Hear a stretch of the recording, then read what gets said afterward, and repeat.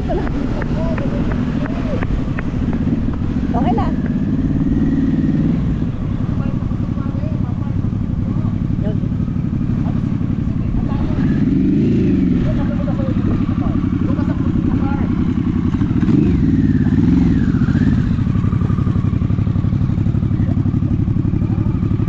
Ano ba?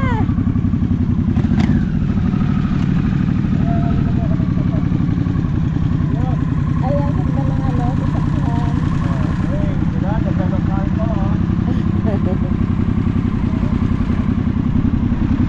Ayan ang sinasaan ko kanina.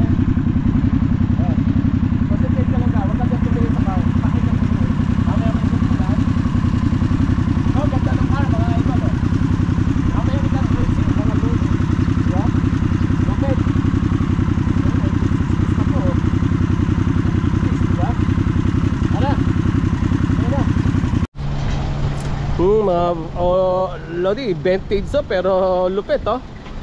Naka Brembo ang caliper ah. Talagang in-upgrade na to. Oh, 1957 no. Chevy. Wow. 1957 pala ito, mga Lygol. Ganda. 1957. Oh, talaga oh. Lupit. Dati may nakita tayo dito kulay pula ah. Chevrolet pala to mga Lodi oh. 1957 model. Mahal na yan. Yes. Oh. Diba? Lupit ng car na to.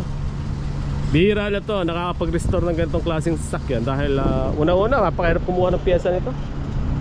Pangalawa, bibihira lang nakapagtago ng mga ganitong car. At pakahirap na itatago mo sa bahay mo bago mo ilabas eh, nabot ng 30 years, 40 years bago mo siya ilabas. Kaya din naman akong truck na mas matagal na dyan eh, 25 years na ginagamit pa rin ngayon.